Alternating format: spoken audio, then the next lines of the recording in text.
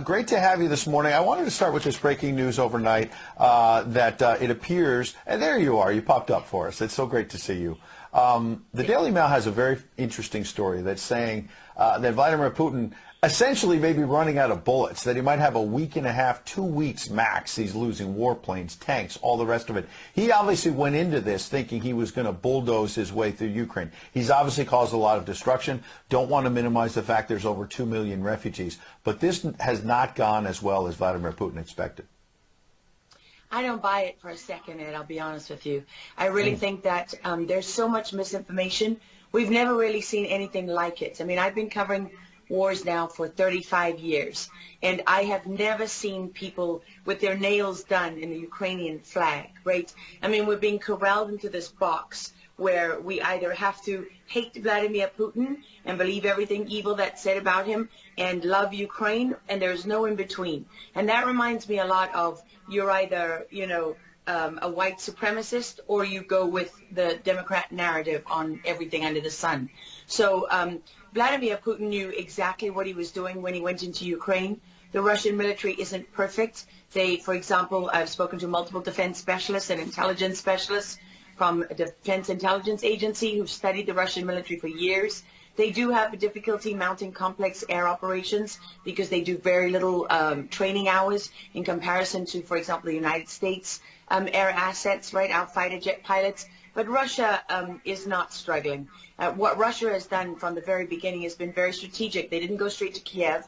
They went to all those bioweapons laboratories that are scattered all over the country. Some of them they built, so they know where they are. They've known where they are since the Soviet Union, because under the Defense Threat Reduction Program, we went in after the fall of the Soviet Union and supposedly turned those facilities from bioweapons labs into public health labs. Although, these days it's hard to believe anything that our leaders tell us, because they've lied about COVID, they lied about Russia collusion, they lied about the Ukraine impeachment trial, and there's so much more going on in Ukraine that nobody is talking about. You see such dishonesty when it comes to the history of Ukraine. You see dishonesty when it comes to the Azov Battalion, which is funded by the U.S. and NATO. I mean, you can find pictures of them online holding up the NATO flag and the swastika at the same time. Their own emblem contains the black sun of the occult, which was a Nazi SS emblem.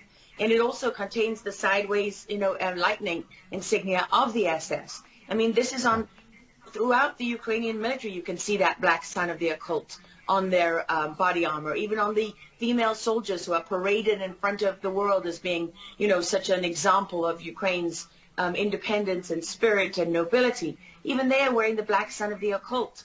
And, the White House wants you to believe, well, this doesn't matter, it's just a small number of troops. It's not true. The Azov Battalion has been murdering its way through eastern Ukraine. Yeah. We don't want to admit this. This was why Crimea voted for independence. This is why Crimea wanted to be with Russia. Because we in the media, in the Western media and in the West, won't acknowledge the reality of what's gone on. Western Ukraine backed the Nazis. It was a headquarters for the Nazi SS. The CIA under Alan Dulles actually gave immunity from prosecution to the Nazis of Ukraine from the Nuremberg trials. So there's a long history of the United States and our intelligence agencies funding and arming Nazis in Ukraine. These are not like new neo-Nazi groups that sprung up. These are the actual Nazis from the Second World War, who, if you go back to the Nuremberg trials, said that they were planning for a 1,000-year Reich. And so you have to really wonder, as you look at this, when you know that the CIA sponsored the color revolution in Ukraine in 2013 and 14, that they selected Ukraine's leaders, go to Victoria Nuland's leaked phone conversation where she and the U.S. ambassador are deciding who can lead Ukraine. I mean, there's as much interference here as you could possibly imagine before you even get to Hunter Biden, Nancy Pelosi, John Kerry, and Mitt Romney, and all of their children who are employed, who earn millions from Ukrainian gas companies. Yeah, you are pointing, pardon me, to a real credibility crisis for our leaders. I want to let Karen Turk jump in. Yeah, I wanted to bring up the fact that President Zelensky is Jewish, and I don't know exactly how this factors in, but there's some very interesting points in what you're saying. And looking at this, you could think it's political theatrics. You made a very good point at the beginning that you think that Putin is in control. What troubles me about the moment that we're in is that we have such a selective and a narrow reading of history. President Zelensky may be Jewish, but he's not the only one in this who suffered during the Second World War, whose ancestors suffered, right? I mean, look at Putin. How many relatives did he lose in the siege of St. Petersburg?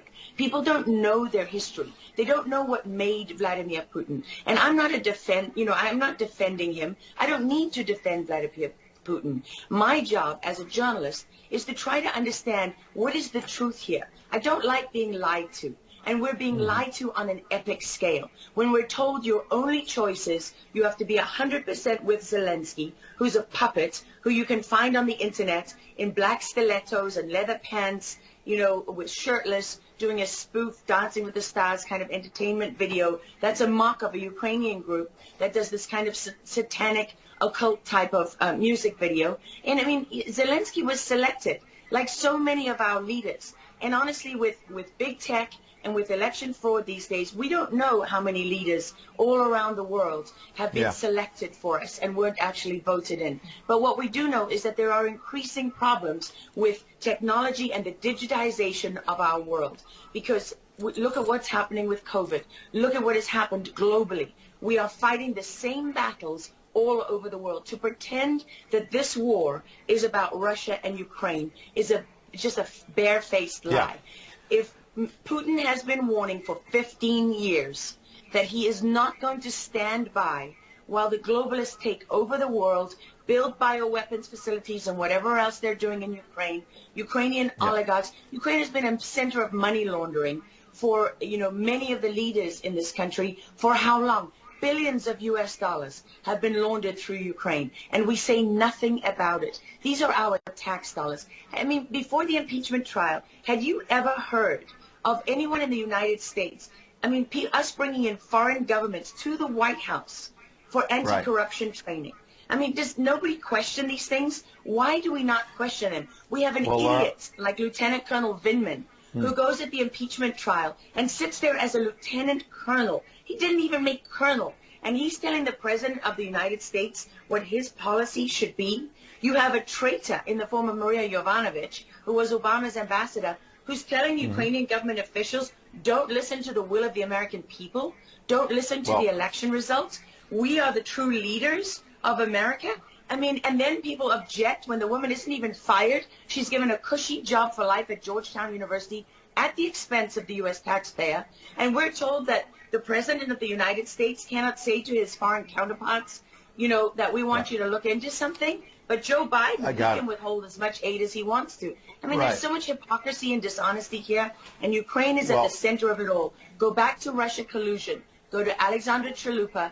Go to Eric Karamella, the whistleblower who went to work for Adam Schiff, who wasn't really a whistleblower, and all those corrupt people in the deep state. And you know what?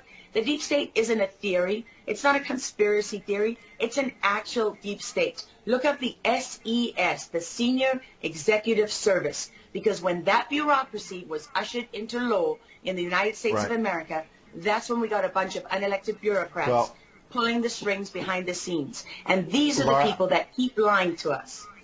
Absolutely. And pardon me, we've got a live chat where we're streaming on Getter, for example, and I'm watching it as you're talking. People are talking about how you're dropping truth bombs and you're a real journalist. And I know that, having worked alongside you for many, many years when you're at CBS and many other places. And maybe they didn't want to hear the truth, but you're dropping those truth bombs now.